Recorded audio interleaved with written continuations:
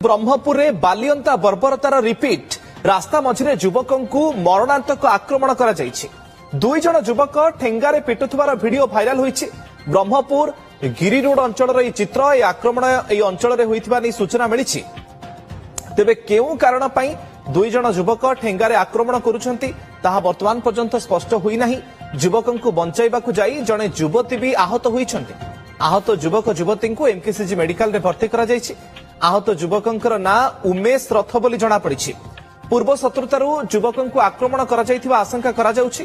बैद्यनाथपुर थाना पुलिस घटनास्थल रे पहुंची जांच करुछि। एक्सक्लूसिव भाइराल वीडियो फुटेज आमे आपनकर टीवी स्क्रीन रे देखुछु। दुई जन युवकों को आपण देखुचंती जो माने बर्बरतार सीमा टपिछंती। रास्ता मझिरे केमिति युवकों को माड़ मारुछंती तार वीडियो वर्तमान समय भाइराल होईछि।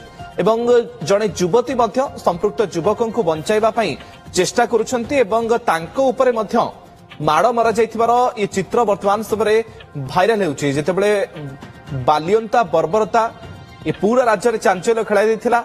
ए घटना मनरू न लिभुणु ब्रह्मपुर ये चित्र सामना को आसीछि जोठी रास्ता मझिरे जने युवकों को मरणांतक आक्रमण करा जायछि। आज्ञा सौम्य रंजन रो मृत्यु परे आम सरकार पुलिस प्रशासन कुआडे बहुत तत्पर थिले आ सजाग थिले। सेति बारंबार मॉक ड्रिल करथुले केमिति संगबद्ध बा दलबद्ध होई जनकू आक्रमण कले केमिति रक्षा करा जिवो।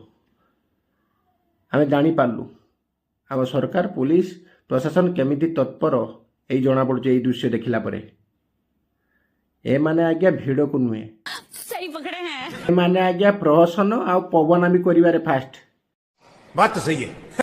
आ काम रे किछि करेई देखै पारिबे नाही। ए माने देखंतु सौम्य रंजन को छाती थोड़ा दृश्य देखिले केमिति लोक माने बाडे बाडे बीच रास्ता रे सौम्य रंजन को मारिदेले।